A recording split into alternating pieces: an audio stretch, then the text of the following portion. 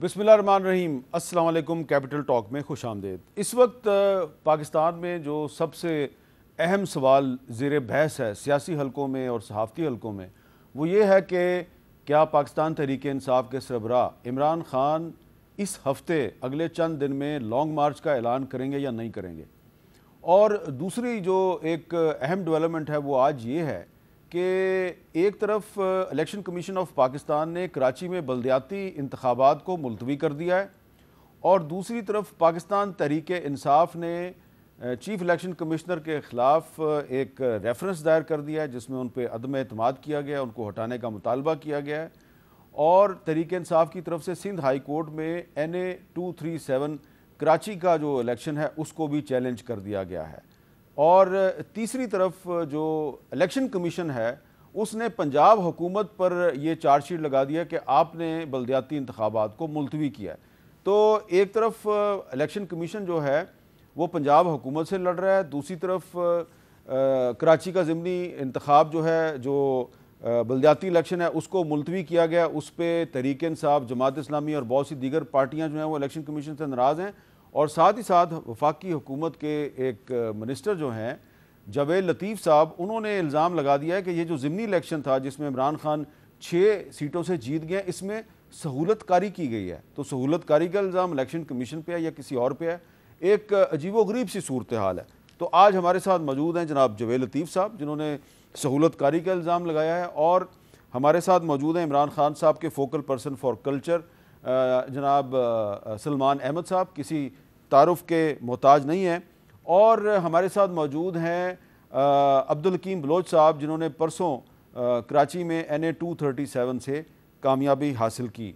तो सबसे पहले मैं चाहूँगा कि हम जो अब्दुल हकीम बलोच साहब हैं उनसे गुफ्तगू का आगाज़ करते हैं।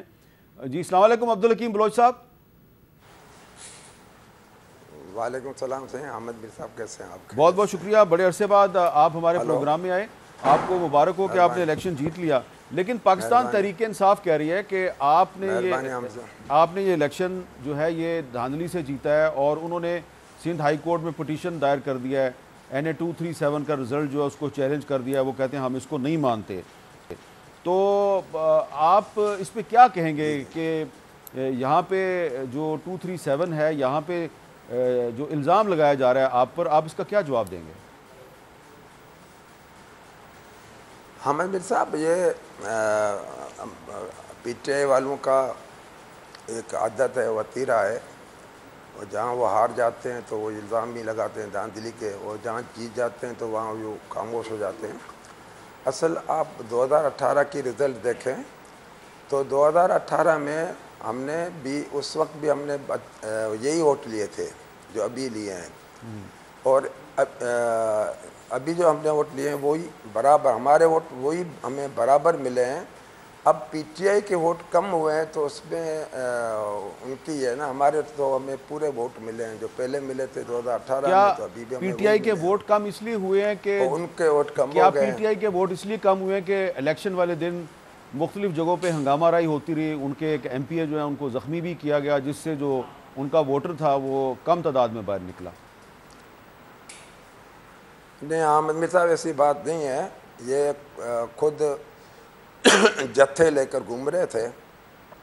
हालांकि आप देखें कि हमारे पूरे इलेक्शन में हमारे कोई भी मरकज़ी या सूबाई लीडर कोई भी आपको नज़र नहीं आया, और ये इनके मरकज़ी लीडर भी, इनके सूबाई लीडर भी, और 8-9 लोग गाड़ियाँ लेके विगो और उसमें इनके मसला अफराद लेके ये हमारे हर पोलिंग पे आए। इन्होंने कोशिश की है कि वो इलाके जो हमारे वोटर हैं, जो हमारे अर्बन विलेज हैं जहाँ हमें पीपल्स पार्टी को ज़्यादा वोट पड़ता है, उनके पोलिंग को जाम करना।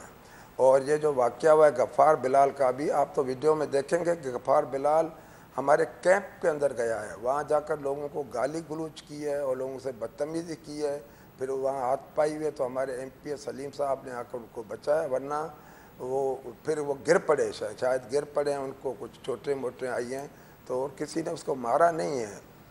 अच्छा, सलमान अहमद साहब, और ये फिर इमरान इस्माइल साहब भी यही करते रहे। अच्छा, और बहुत से हमारी पोलिंगें इन्होंने 1-1 घंटा हमारी पोलिंग बंद रखी है। ठीक है।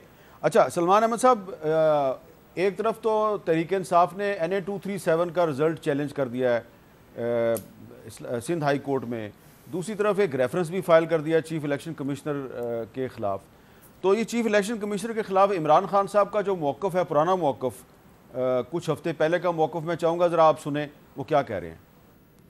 सिकंदर सुल्तान है, मैंने इस तरह का बदयानतदार इलेक्शन कमीशन कभी नहीं देखा। मैं आज अपनी सारी कौम के सामने कह रहा हूं कि हमने इस इलेक्शन कमिश्नर के नीचे जनरल इलेक्शन हमने नहीं लड़ना। अच्छा, ये तो इमरान खान साहब ने बड़े वाज़ेह अल्फाज में कहा कि हमने इस चीफ इलेक्शन कमिश्नर के अंडर जनरल इलेक्शन नहीं लड़ना। अच्छा, अब सलमान साहब, ये मैं आपसे सवाल पूछना चाह रहा हूँ कि एक तरफ तो इमरान खान साहब जो हैं वो कौमी असम्बली के 7 में से 6 हलकों में जीत गए और वो रिज़ल्ट वो कबूल कर रहे हैं, लेकिन 237 का रिज़ल्ट कबूल नहीं कर रहे। दूसरी तरफ उन्होंने ये भी कहा पहले कि हम सुल्तान सिकंदर राजा के अंडर जनरल इलेक्शन नहीं लड़ेंगे, अब कह रहे हैं हम लड़ेंगे। तो ये जो मौक़िफ़ में तब्दीली है, क्या इसकी वजह बैकडोर चैनल से जो मुज़ाकरात हो रहे हैं वो है इसकी वजह? अस्सलाम वालेकुम हामिद भाई, शुक्रिया आपने दावत दी आज कैपिटल टॉक पे।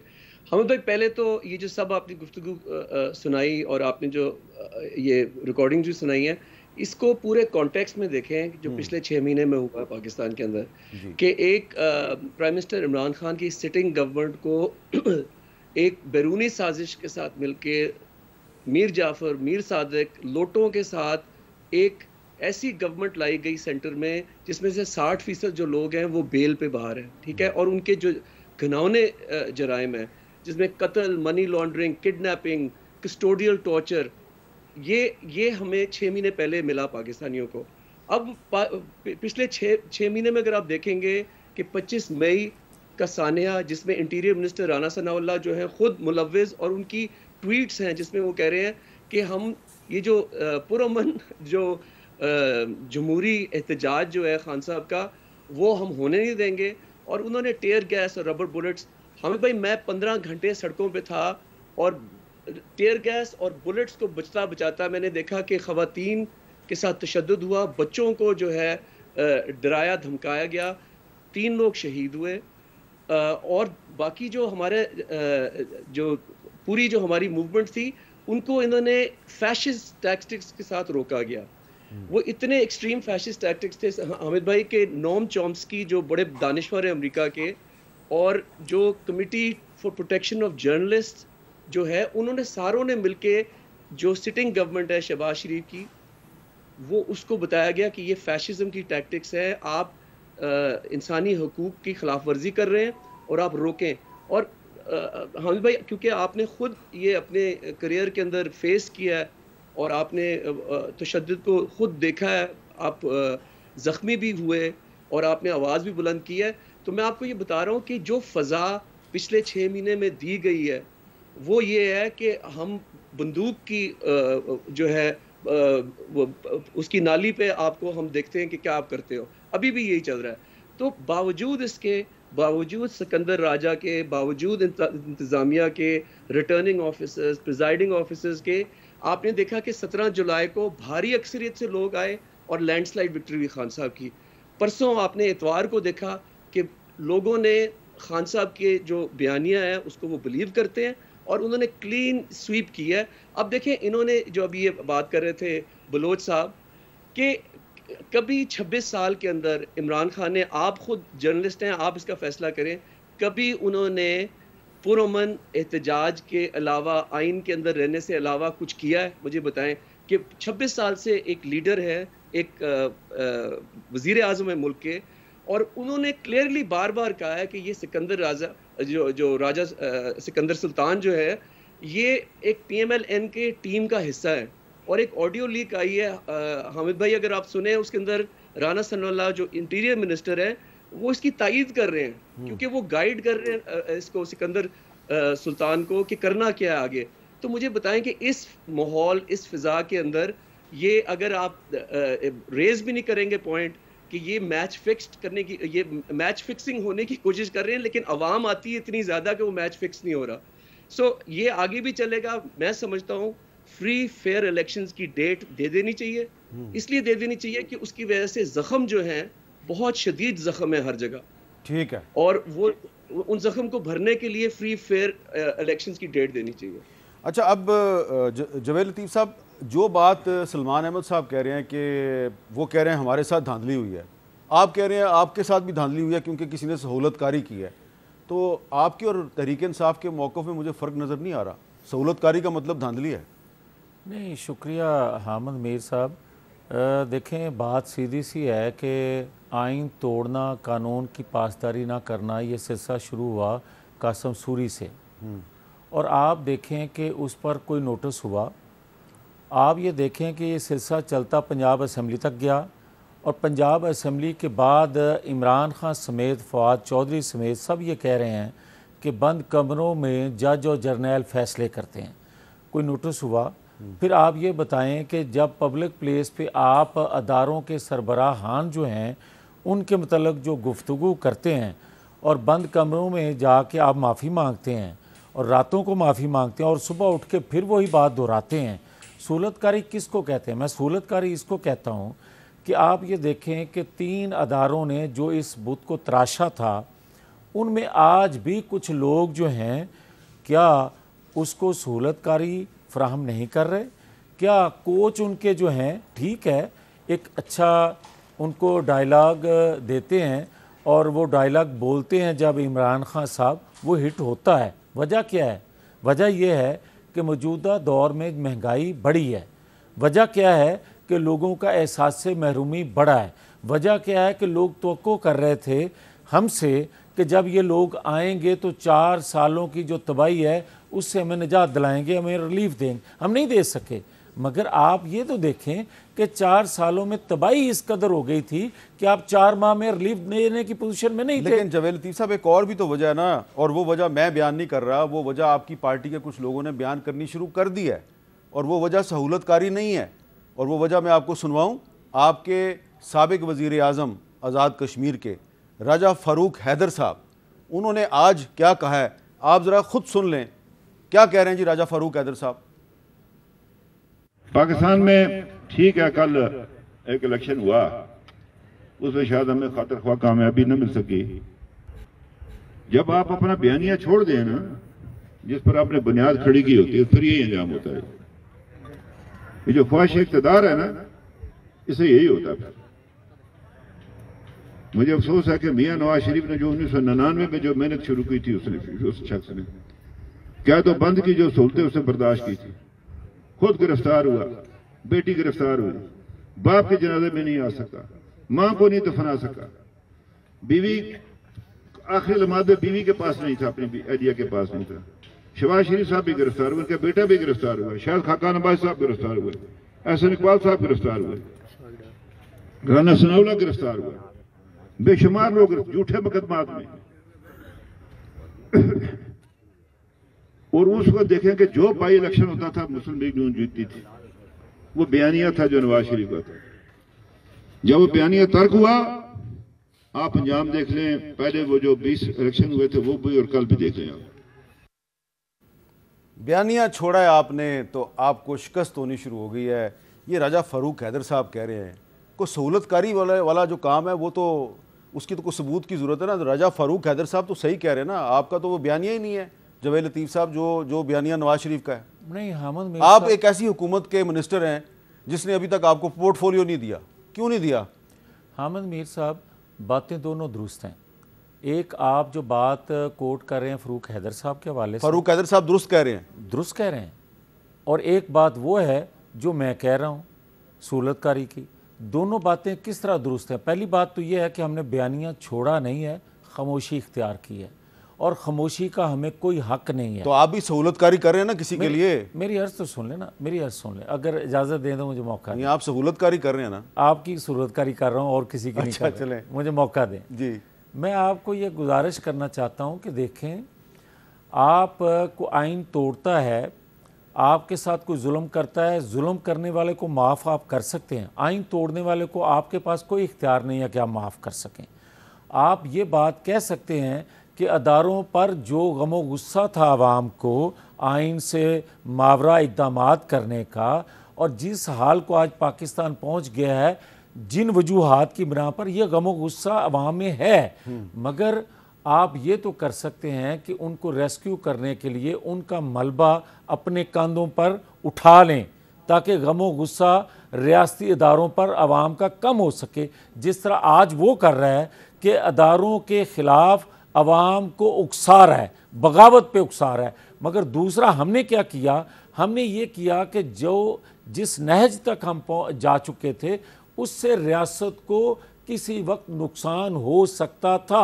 हाँ, ये बात दुरुस्त है कि लोगों ने ये कहा कि आपको ये हक हासिल नहीं है कि आप ज़ाती तकलीफ़ों को माफ़ कर सकते हो, मगर आइन से जिन्होंने खिलवाड़ किया उनको कटहरे में लेकर आओ, ये हमारी गलती है। अच्छा, अब हकीम बलोच साहब ये बताएं कि सिंध गवर्नमेंट जो है उसने भी कहा और फेडरल गवर्नमेंट ने भी कहा कि जी जो कराची में बल्दियाती इलेक्शन है वो नहीं हो सकता, तो अब इस पर जो जमात इस्लामी है, तहरीक इंसाफ है, वो इस पर एहतजाज कर रही है कि जी बल्दियाती इलेक्शन क्यों मुलतवी किया गया। तो अब आप तो 237 में परसों इलेक्शन जीता है आपने, कराची के एक हल्के में आपने इलेक्शन जीता है, तो इलेक्शन जीतने के बाद अगर आप बल्दियाती इलेक्शन कराची में मुलतवी करते हैं तो इसका मतलब ये नहीं है कि पीपल्स पार्टी को अपनी कामयाबी का यकीन नहीं है इसलिए उसने बल्दियाती इलेक्शन मुलतवी करवा दिया। नहीं, हमें भी साहब पीपल्स पार्टी का पास माशाल्लाह हर जगह कैंडिडेट हैं और हम इस मरतबा कराची में इंशाल्लाह बल्दियाती इलेक्शन बरजोर से लड़ेंगे भी और अपना मेयर भी लाएंगे। मगर मसला ये है कि इस वक्त पूरी सिंध में जो सैलाब ने तबाहकारी की है, हमारी पूरी पुलिस फोर्स उधर लगी हुई है और कराची के में बल्दियाती इलेक्शन कराना छोटे छोटे हल्के होते हैं, यहाँ बड़ी पोलिंग स्टेशन होती हैं, तो यहाँ फोर्स की बहुत बड़ी ज़रूरत होती है। आप जो कल हमारी 237 की इलेक्शन हुई है तो हर पोलिंग स्टेशन पे मेरे ख्याल में 15 से 20 पुलिस के नौजवान रखे गए थे, उसके अलावा पुलिस अफसर रखे गए थे, फिर उसके अलावा रेंजर्स की अलग ड्यूटी थी और इसीलिए ड्यूटी थी कि कोई लॉ ऑर्डर का मसला पैदा ना हो। तो मैं समझता हूँ कि बल्दियाती इलेक्शन इसीलिए मुलतवी किए गए हैं कि जो वहाँ से फोर्स पूरी उधर लगी हुई है, वहाँ वो जो रिलीफ का काम कर रहे हैं, वो जब काम ख़त्म होगा तो फिर यहाँ बल्दियाती इलेक्शन, एक पोर्शन में तो बल्दियाती इलेक्शन हुई है सिंध के, सिर्फ हैदराबाद डिवीज़न में रह गई है और कराची में। तो मेरे ख्याल में जैसे ये ख़त्म होगा 3 महीने के लिए शायद मुलतवी है, जैसे ये ख़त्म होगा तो बल्दियाती इलेक्शन कराची में इंशाल्लाह शुरू हो जाएगी। अच्छा, सलमान अहमद साहब ये बताएं कि ये जो आपका मुतालबा है कि फौरी तौर पे इलेक्शन डेट दी जाए, तो जो फेडरल गवर्नमेंट है उसने तो ऐलान कर दिया है कि हम तो इलेक्शन डेट नहीं दे रहे, और कल खुर्रम दस्तगीर साहब हमारे प्रोग्राम में ये कह रहे थे कि जी इलेक्शन अगले साल होगा सितंबर अक्टूबर में, तो फ़िलहाल तो ये इलेक्शन की नई डेट देने के लिए तैयार नहीं है। तो इस सूरत हाल में क्या अब इमरान खान साहब इस हफ्ते लॉन्ग मार्च का ऐलान करेंगे या नहीं करेंगे? हामिद भाई, मैं चाहूँगा कि आपके पास ज़रूर होगा जो आपने खुर्रम दस्तगीर का अभी जो जिक्र किया कि खुर्रम दस्तगीर ने आज से 3 महीने पहले एक टीवी प्रोग्राम में उन्होंने बताया कि हम लाए गए। ये उन्होंने मैं समझता हूँ एक सच के मुंह से निकला कि हम लाए गए हैं, कि हमें खौफ ये था कि इमरान खान NRO नहीं देंगे और अगले 15 साल तक जो है हुकूमत करेंगे, तो हमें धक्का दे के हम लाए गए हैं और हमें फंसाया गया है। तो मैं समझता हूँ कि पहले तो वो आपको नाजरीन को दिखाना चाहिए कि वो खुद जो कन्फेशन कर रहे हैं। दूसरा, हामिद भाई, आपका जवाब देने से पहले सवाल का, अभी जो जावेद साहब ने जो बात की कि आइन को तोड़ना, मैं पूछना चाहता हूँ जी कि FIA पाकिस्तानी शहरियों को तशद्दुद की धमकियाँ और अगवा करना और कस्टोडियल टॉर्चर करना और लोगों को उठा लेना, सहाफ़ियों को उठा लेना, ये क्या आइन का ये हिफाजत कर रहे हैं आइन के? और आपके इंटीरियर मिनिस्टर ट्वीट करके और प्रेस कॉन्फ्रेंसेस में खुली धमकियां दे रहे हैं कि तुम आओ सी, देखो मैं तुम्हारी क्या तैयारी की हुई है, अभी तो टेयर गैस और रबर बुलेट्स ही थे, अब देखो क्या करने। ये मुझे बताएं कि जो 3.5 साल इमरान खान की गवर्नमेंट थी, जब वो प्राइम मिनिस्टर थे, इन लोगों ने कितने लॉन्ग मार्च किए? इन्होंने महंगाई मार्च किया, इन्होंने काम पे टांगने वाला मार्च किया, सब कुछ इन्होंने किया। कितने इनके लोगों को जो है अफगाह करके उनको मारा गया, नंगा करके उनको जलील किया गया, डेथ सेल में डाला गया। तो ये क्या, मुझे समझ नहीं आ रही कि कौन से पाकिस्तान की ये बात कर रहे हैं। ये 3.5 साल हमने खान साहब की गवर्नमेंट के देखे। आपने उसमें इस्लामाबाद में आके JUI कि जो फजल रहमान साहब हैं, उन्होंने पूरा जत्थे लेके आए, वो बैठे रहे वो और बैठ के चले गए अपना। ये जो डेमोक्रेट्स हैं, जो जमहूर पसंद लोग हैं, उनको समझ है कि ये एहतजाज रैलीज जल्दी। अब ये कह रहे हैं ना कि ये इनकी सारे हरबे, और अभी मैं शुक्र करता हूं कि जावेद साहब ने एक और बात जो कन्फेस की है कि ये फेल हो गए, ये इकोनॉमी को नहीं बचा सके। और जिस इकोनॉमी को ये कह रहे हैं ना कि जी तहस नहस हुई थी, ये इकोनॉमिक सर्वे है मार्च 2022 का, इस साल का, ये खान साहब ने नहीं बताया।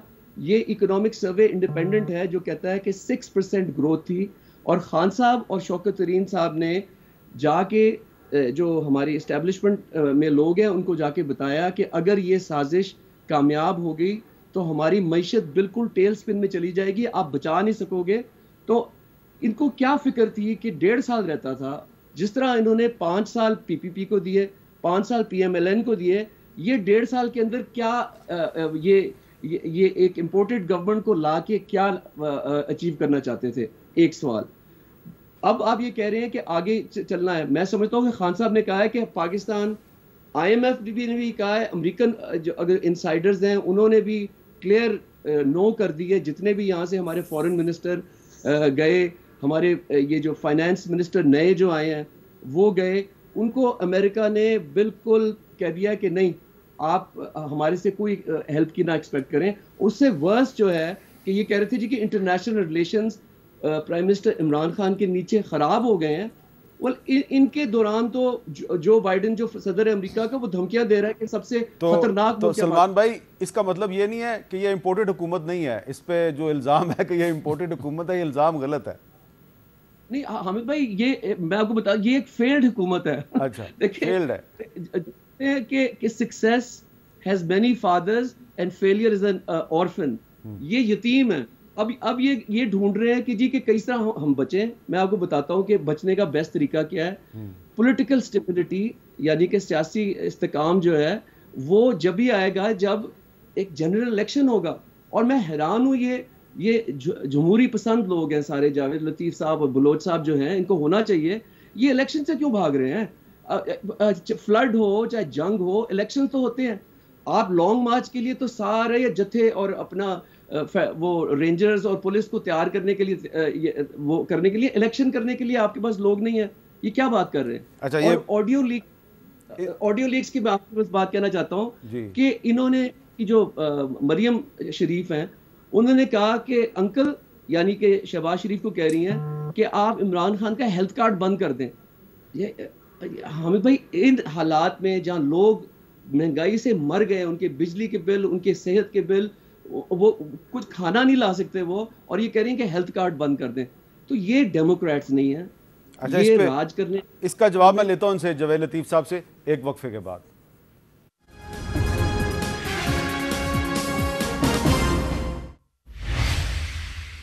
कैपिटल टॉक में दोबारा खुशामदीद। जावेद लतीफ साहब, मैं आपको एक 1.5-2 साल पुराना इमरान खान साहब का बयान सुनवाना चाह रहा हूँ। जब आप लोग अदारों पे तनकीद किया करते थे और इमरान खान साहब अदारों को डिफेंड किया करते थे, तो उस वक्त क्या सूरत हाल थी, ज़रा सुने। ये वो नवाज शरीफ है जो आज फौज के ऊपर और फौज के सरबराह के ऊपर इस तरह की जो जुबान इस्तेमाल कर रहा है। ये जनरल जिलानी के घर के ऊपर सरिया बनाते हुए मिनिस्टर बना था। ये हमला जनरल बाजवा पे नहीं है, ये पाकिस्तानी फौज पे हमला है। नवाज शरीफ, मैं तुम्हें अब ये आज सुन लो मेरी गौर से बात, आज से मेरी पूरी कोशिश है तुम्हें इस मुल्क में वापस लाया जाए और तुम्हें यहाँ आम जेल के अंदर डालेंगे, VIP जेल नहीं होगा। तुम वापस आओ तो मैं देखता हूं तुम्हें हम कैसे रखते हैं। जावेद लतीफ साहब, मुंह पे हाथ फेर के इमरान खान ने कहा था तुम वापस आओ हम तुम्हें देखते हैं। तो अब तो इमरान खान वज़ीर आज़म नहीं है, तो नवाज शरीफ से वापस क्यों नहीं आ रहे?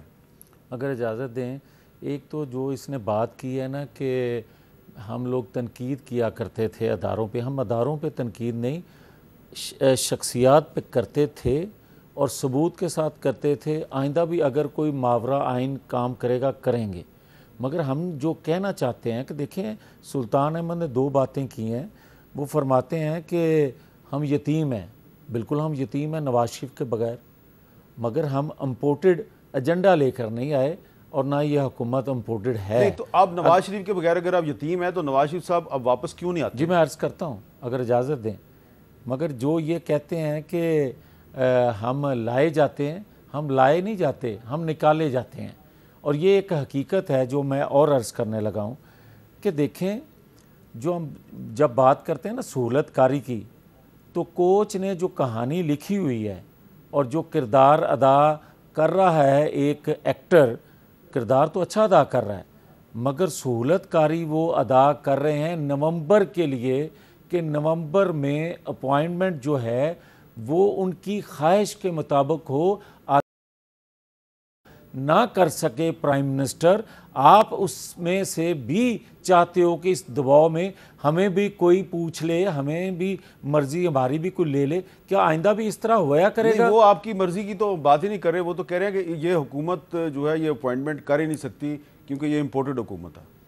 देखें, अगर हम इम्पोर्टेड हुकूमत होते तो ज़िमनी इंतखाबात से 2 दिन पहले जो अमेरिका की स्टेटमेंट आई है वो इस तरह आती। वो तो फिर वही स्टेटमेंट है जो इमरान खान ने हुकूमत से उतरने के बाद दी कि जनाब पाकिस्तान के न्यूक्लियर असासे जो हैं वो गैर महफूज हाथों में चले गए। सहूलतकारी का इल्ज़ाम आप अमेरिका पे लगा रहे हैं। मैं तो कहता हूँ कि इमरान खान वो एजेंडा पूरा कर रहा है जो पाकिस्तान मुखालिफ कुव्वतें पाकिस्तान को कमज़ोर करना चाहती हैं और वो इमरान खान के ज़रिए पूरा कर रही हैं। देखें, मुझे एक सेकंड मुझे ये बताएं हामिद मीर साहब, मैं टाइम तो ले रहा हूँ, क्या चीफ एग्जीक्यूटिव के तौर पर जब ये अमेरिका में बैठा था तो इसने ये कहा नहीं था कि हमने अलकायदा को ट्रेनिंग दी? वो किसकी सहूलतकारी थी?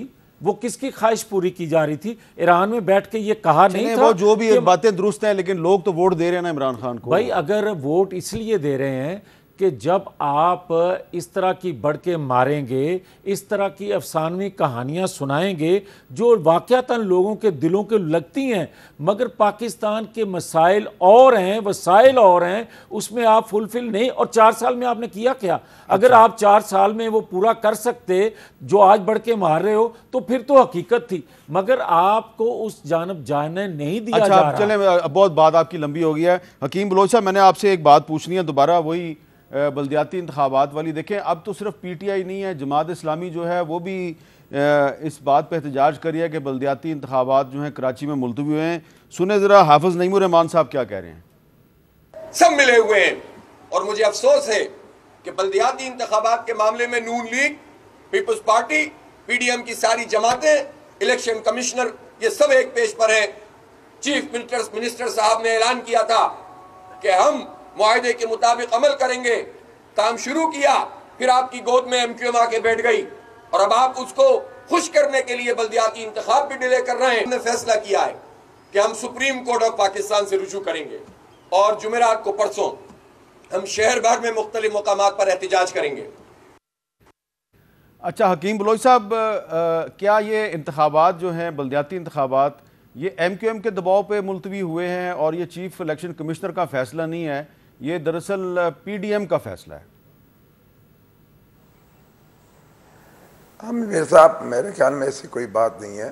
हाफिज़ नईम रहमान हमारे लिए बात काबिल इज़्ज़त आदमी है, मगर ये आप यकीन करें कि आपने खुद बड़े टूर भी किए थे, आपने खुद सिंध की सूरत सारी देखी थी।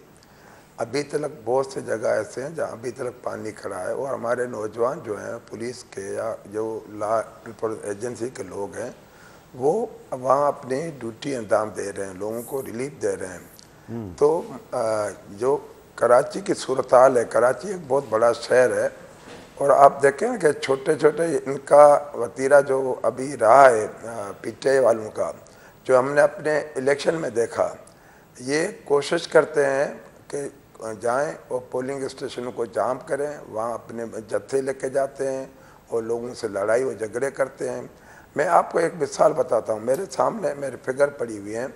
2018 में मैंने इसी हल्के से 32,054 वोट थे, हालांकि उस वक्त भी मेरा जो फ़र्क था वो 1300 वोटों का था इनके पीटीआई के जो उन्होंने लिए थे, वो जो सिस्टम था इनका बनाया हुआ इस्लामाबाद में, उसको ख़राब किया गया और मेरे रिज़ल्ट को दूसरे दिन 5 बजे मुझे दिया गया। वो 2200 वोट मेरे रिजेक्ट किए गए।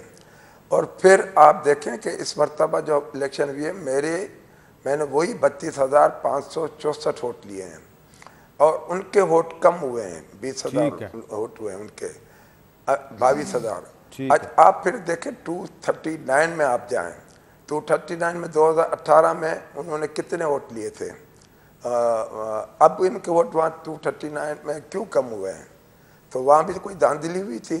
चलें तो सर बाई इलेक्शन में हकीम बलोच साहब, बाई इलेक्शन में तो हमेशा बाई इलेक्शन में वोट कम ही पड़ता है, लेकिन बहरहाल आपने अपना फिगर वही रखा है, आपकी शरह वही रही है। अब मुझे एक ब्रेक लेनी है, लेकिन ब्रेक के बाद मैंने जो शाहरुख जतोई के मामले पे करनी है, और हमारे जो एक मेहमान हैं सलमान अहमद साहब, इन्होंने आज से 10 साल पहले एक आर्टिकल लिखा था और उस आर्टिकल में इन्होंने जो शाहरुख जतोई का मामला था उस पर इन्होंने बड़ी तफसील से बात की थी और कहा था कि ये इंसाफ का कत्ल है। और इनका जो आर्टिकल था उसका उन्वान था डेमोक्रेसी येस डायनेस्टी नो। 12 साल पहले, ये 2012 में इन्होंने 10 साल पहले ये आर्टिकल लिखा था। आज जो शाहरुख जतोई का जो केस है ये किसी और तरफ चला गया और जो उनको रहा कर दिया गया है, तो इस पे लोग कह रहे हैं ये इंसाफ का कत्ल हो गया। इस पे बात करेंगे हम सलमान अहमद साहब से वक्फे के बाद।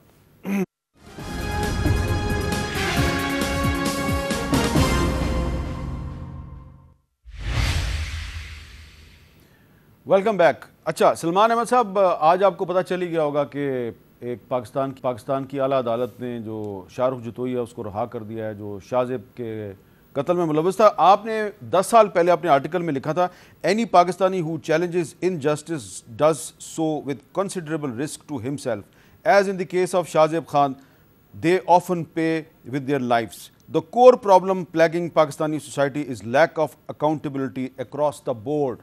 10 साल पहले जो सूरत हाल थी, क्या आज 10 साल बाद वही सूरत हाल है शाहरुख जतोई की रिहाई के बाद? जी हामिद साहब, मैं समझता हूँ कि बहुत ज़्यादा और बदतरीन सूरत हाल है। अब तो अगर आप पिछले 6 महीने को ही देख लेना, आज ये जो क्विटल भी आया है कि बरी हो गया, एक कातिल और उसके जो साथी थे वो बरी हो गए हैं। ये सिर्फ एक केस थोड़ी है, ये पाकिस्तान की रोज़ की कहानी है नाइंसाफ़ी की। आम आदमी को कोई तवक्को नहीं है कि इस जंगल के कानून में उनको कोई इंसाफ मिल सके।